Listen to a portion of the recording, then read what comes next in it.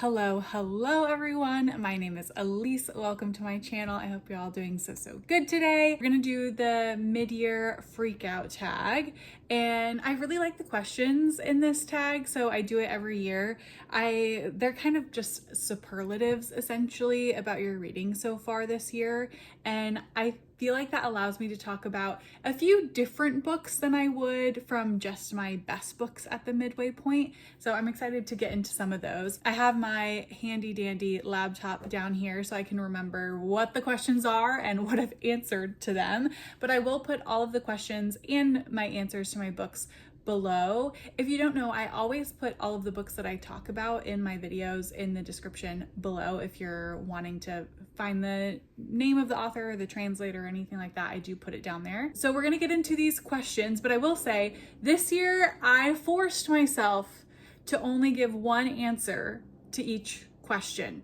Normally I give like 3 or 4 answers to each question. I forced myself this year. I only picked one answer and I'm sticking to it. So hopefully this video will be a little bit quicker than it normally is and we all won't get lost in the sauce. So question number 1, best book you've read so far in 2026. This question is always why I film my best books of the year so far first, because I don't want it to be spoiled in this tag. But for me, that is very much The Remembered Soldier by Anjet Daanje, translated by David McKay and published by New Vessel Press. If you want to hear me just gush about the book, you can go to my best books of the year video, but it is such a phenomenally crafted book. I think it really makes the reader feel things alongside the protagonist that I think it's hard to do in a book, and you are pushed and pulled between this tension of whether or not you can trust the characters, trust our main character, trust your own memories, and also trust what his wife is telling him and telling you, therefore.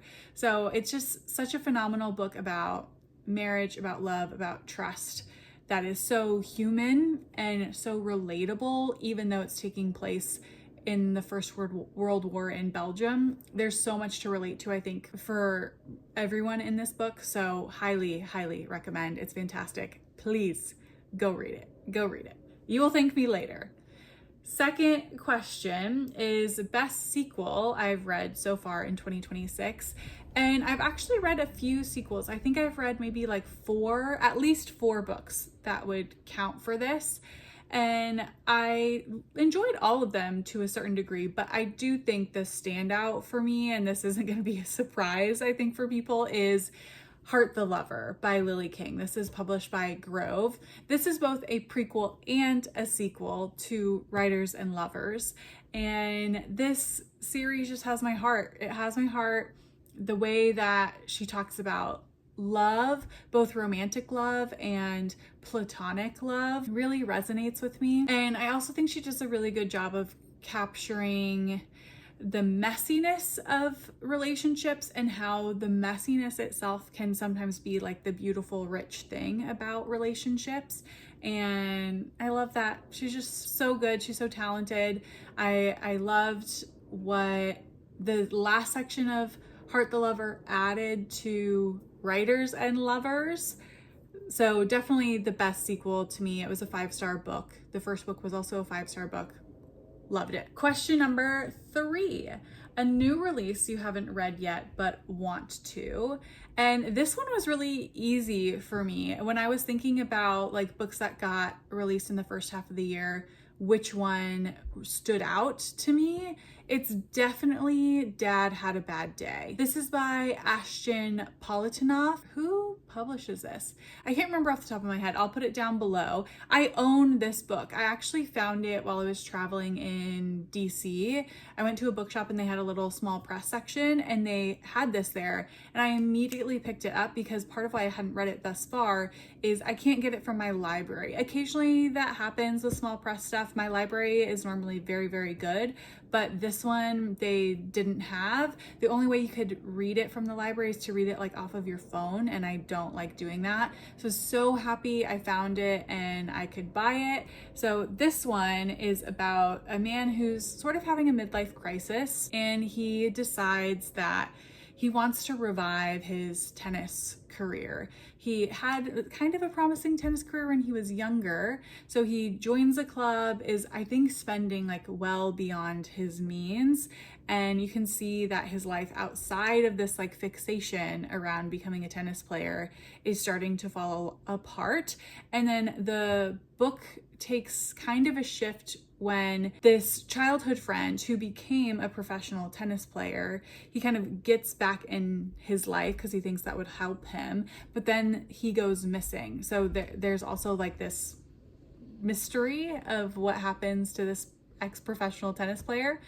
A lot going on, but it has so many things that I'm interested in. I think it's talking a lot about masculinity and male identity, how men haven't necessarily been taught and are sometimes like willfully ignorant of ways to work through the challenging feelings that come with middle age. And so they're more likely to have these like crises. Whereas like for women, we see a lot of these like crises or unhinged moments post motherhood. So I think that's going to be interesting. I also love tennis, so I'm really intrigued to see how the tennis element plays in it, is portrayed. So lots of things I like about this novel. I like the mystery element as well. So that's definitely the one that stands out, that's already come out, that I want to read. So that is Dad Had a Bad Day. Question number 4, most anticipated release for the second half of the year. And this was also very easy for me, and it's because the author that wrote my favorite book of the year so far is coming out with another book translated into English this year, and that is The Song of Stork and Dromedary, I think is the title, or at least how you pronounce that word. I'm not familiar with that word. And again, by Anjet, Daanje. It's also translated by David McKay, but this has a different publisher. I think it's being published by a big 5 publisher, and I'm fairly certain it's Macmillan that's publishing this. It's another huge book, a Picante Beef Baby, well over 500 pages, but I'm so excited. I don't even know the premise. I don't even care. I just want to read it, and I can't wait. I will absolutely be purchasing it. So really excited for that one. I also love the cover. That one, can't wait. It comes out on August 18th if you are curious. Question number 5, biggest disappointment. This one I waffled over. I did have a 2-star book this year. I always have a few. Most of the time I DNF, so 1 stars are like unheard of for me, but normally I have a couple 2 stars. But actually the book that I think is the biggest disappointment for me is not my lowest rated book of the year. I think it's The Witch by NDiaye. This is translated by Jordan Stump, and it's published by who in the US? I can't remember. It's a big 5 publication. I think this was just the biggest disappointment for me because last year NDiaye was in my top books of the year with her creative nonfiction. And so coming from like loving a book by an author that much to feeling like this was pretty mid for me, I think just felt like a disappointment. I still think the standout is her writing. She crafts very beautiful sentences, and the transition from sentence to sentence I think is really well done. But the story itself, I just felt like there wasn't enough there. Like I wanted more from the characters. I wanted more from the commentary on the themes. Like it's talking about this intersection between womanhood and power and how that plays out in different ways depending on the woman. And I just wanted more from it, like more of everything. And yeah, fell a little flat, which is kind of hilarious because the titular witch in that book describes herself as like a medium witch, like a mid witch, and the book felt very mid to me. So that was probably my biggest disappointment of the year. Number 6, sort of the opposite, the biggest surprise. And this one I think is Hothouse Bloom by Austyn Wohlers. It's published by Hub City Press. And I talked about this also in my best books of the year and sort of explained why it's surprising, but I'll do a little synopsis here as well. I think the biggest surprise for me on this one is just how much it's grown on me since I've read it. And I think that's really a testament mostly to the descriptions in the book of the landscape and even the house that she's living in on the orchard that she inherits. So this book is following our protagonist as she inherits an orchard from her grandfather, who she doesn't really have a relationship with, but she sees this as an opportunity to fade into nothingness. There's kind of like a nihilistic quality to her. She had a painting career that has not really amounted to what she wanted it to be. So she sees this as an endeavor to kind of finally live like a pure life where her mind is blank and she just exists almost like as a machine to work the land. Yeah, this book just beautifully writes vivid descriptions. That's really what has stayed with me. It does a good job of connecting art to the land, and yeah, just really a standout in the writing. So definitely the biggest surprise for me, because I have thought about it so much since. And I read it fairly early on in the year. I think I read it in February. So definitely enjoyed it. Number 7, favorite new author. Could be a debut author or a new to you author. And I have to say, it has to be Lily King. It has to be Lily King. Like I said, I've read 2 books by her this year, Writers and Lovers and Heart the Lover. They were both 5 stars. They're both in my best books of the year so far. And 2 5-star books from an author in 1 year has to make them one of my new favorite authors. I'm going to be reading other books by her in the future. I have a couple more on my shelf, so I might even get to some of them this year. And she just has an excellent way of writing characters. I think that is the standout of her 2 works that I've read so far, which that might just be because like they follow one character in particular. They're really like character studies of her. And I think she does that so well. I think she renders a like real seeming person. And yeah, I can't wait to read some of her other stuff, because she has like some different books. Like one of the ones I have on my shelf more recently is Father of the Rain, I think. And I want to say that's kind of like a crime-ish novel. So we'll see. I'm excited to read more of her. Number 8 is newest fictional crush. And I'm so happy that I can return to my answer that I normally use, which is Stoker from the Veronica Speedwell series. This is normally the answer I use every year, but a book in this series didn't come out last year, so I was very happy to return to it. The one that came out in 2026 is A Ghastly Catastrophe. This is by Deanna Raybourn. Again, I'll put the publisher down below because I don't remember off the top of my head. And this is the 10th. I wrote that down, I think. This is the 9th book in the Veronica Speedwell series. I'm so happy to be back in the world. It's a mystery series that has a romance, like a mystery romance that's historical, set in Victorian era. I enjoyed so much being back in the world, and Stoker is always my pick for this question because he is, I feel like, really written to be like, what a man, what a man, what a mighty good man. He lets Veronica take up so much space, right? Like, he doesn't make her small. He doesn't try and contain her. He lets her be bigger than life and lets her personality show, lets her make mistakes, challenges her. Like, he just lets her be all that she can be. And I love that about him. I love their banter. Arguing is like a part of their flirting with each other. He's just all around obsessed with her, which we also love to see it. She's obsessed with him back. I love their relationship, and I love Stoker. I love Stoker. So he is definitely the fictional crush per usual. And then number 9, we have newest favorite character.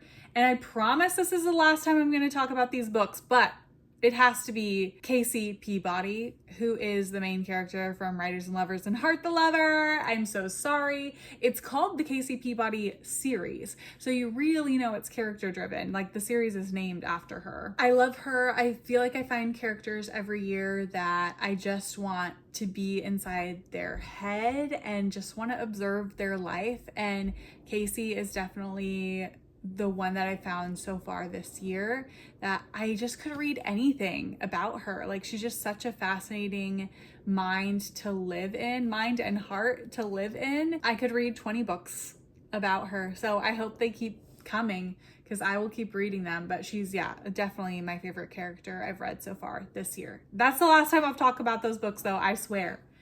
Number 10, book that made you cry. There are a number of books that made me cry this year, but the one that I think really stands out to me is Little Lazarus by Michael Bible. This is published by Clash Books. This book, I think it just like surprised me that I cried. I cried at the very end because the book doesn't seem as if it's trying to have like a huge emotional impact on you. And the ending isn't necessarily something either that I would say like would pack a really hefty emotional punch. And yet I cried anyway. And I think that's a testament to the like interconnectedness that I think is the main theme of that book. It just made me feel the like gravity and weight of the final chapter. And I think that's really due to how well it's written, because the book is very short. Like, it didn't give me a lot of time to get invested, and yet I still was.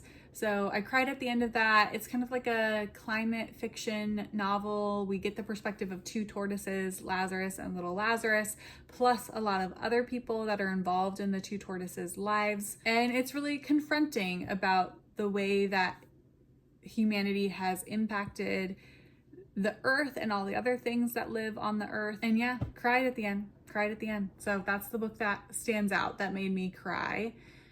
Book that made me happy is question 11. And this one I had a harder time with this year. Normally I have something that really like rises to the top, but the only one I could think of was The Girl Who Drank the Moon by Kelly Barnhill. This is a middle grade book, and I think part of what made me so happy about it is that I'm just really happy this book exists. It was didactic in the best way possible, really teaching young readers about complex, nuanced concepts. I think the example I gave when I was reviewing it is like, it will talk about hypocrisy and try and explain in a nuanced way what hypocrisy might mean. It's also trying to teach kids about fighting against corruption, challenging authority in a way that like they do need to learn, right? I feel like sometimes adults are afraid to teach kids about challenging authority. That's such an important developmental milestone for them to learn. And I felt like this book did it really well. We're following a young witch who is trying to understand her powers, is trying to understand her past because she was adopted by an older witch in the woods. And yeah, we kind of go on a fantastical adventure from there. So this one definitely made me happy. And it's supposed to make you happy. Has a happy ending. So enjoyed it. Question number 12. Most beautiful book that you've bought so far this year or received. No doubt this is Small Scale Sinner by Maureen Sohail. This is published by A Public Space Books. And oh my God, I love this cover. It is absolutely stunning. I feel like it's really unique. Blue and yellow is one of my favorite color combos as well. So I just adore this. I also love this book, so that helps that the inside is equally beautiful, but no doubt my best cover of the year is this one. I love it. Penultimate question, number 13. Favorite review or video of the year? Now, I don't write written reviews, so for me, I have to do a video, and I would definitely say, I don't think this is my most well done video, but the video that I think I'm the most proud of is my romantasy video, the Why is Romantasy So Popular? A really, really short video essay that I did because I did a whole project last year reading romantasy books for the first time, really as someone like new to the genre, and trying to understand why it's become so popular in the past like 5 or 6 years. I was nervous to do that video because it's different than what I normally put on my channel. Not just different in that it's like more of an essay style where I'm not necessarily reviewing books, but also it's a genre that is very different to me, and I think also different for my channel. Like I figured a lot of people on my channel would not watch that video because they're probably not coming to me for romantasy stuff. So yeah, I was nervous to write that, but I'm very proud of that video and proud that I did it and I put myself out there in that way. So that would be my favorite video of the year. And then last question is, what books do you need to read by the end of the year? This is the one where I have multiple answer because it says books, so I'm allowed. And there's a lot. I don't know if this is true or I'm just thinking it, but I feel like this year I have the most books that like specific books that I need to read already set out for me for the last half of the year. I don't know how that happened. I don't know what happened. I take it all back. I know part of why it's happened because part of it is that one of my goals this year was to read multiple books by specific authors that I named in advance. And you'll have to wait for my next video, which is kind of my like goals check-in and stats video for the year to get all the details. But there are a few books that I have on my list that I need to get to for that project. So that's already like a number of books that I need to get to there. And then I have some buddy reads. So I think buddy reads that I have left for the year that I've already committed to is with my husband. I'm reading Northwoods by Daniel Mason. With my friend Kat, we always pick a number of buddy reads at the beginning of the year. Like we each get to pick some that we're gonna read together. We still have Night Crawling by Layla Motley. The Other Mother, I don't even remember who that's by. I'll show it up on the screen. And then The Bear and the Nightingale by Catherine Arden. We have those 3 buddy reads together, and then we each got to pick a book to just make the other person read that we weren't going to read together. And she, little sneaky one that she is, picked Yours Truly by Abby Jimenez, which I own because my mother-in-law sent it to me, and I've heard great things about this romance series, so I'm down to try it. But it's technically number 2 in that series, and I like really don't like reading them out of order, although I know you can. They're companion novels instead of like true sequels, but I am going to read the first one first, so I need to read Part of Your World first and then read Yours Truly. So that's 2 books already there. And then also I'm going to be in a actual like a real life book club this year that my friends have started, and the first meeting is actually in July, and we're reading The Correspondent by Virginia. I don't even know. I'll put the cover up here. Reading The Correspondent, that book, the big book of the year. What is that, like 8 or 9 already that I've said that I have to read? There's a lot of books, y'all. There's a lot of books, and that's not including all my videos, like all the books that are gonna be in my videos. So we got a lot to do. I'm gonna need to focus. I think it's all manageable, but yeah, gonna need to focus, and I'm gonna see how it feels to have that many like picked out in advance for myself. And if it's not feeling good or I'm feeling particularly crunched, I might change some goals for next year to work around that. But I gotta get cracking. I gotta get reading. So with that, I will leave you all. Please let me know what your answers would be to any of these questions down below. If there's anything you thought I would use as one of these answers, but I didn't, you can also tell me that. I very well could have forgotten things. But yeah, with that, I will leave you, and I'll see you in the next video. Bye.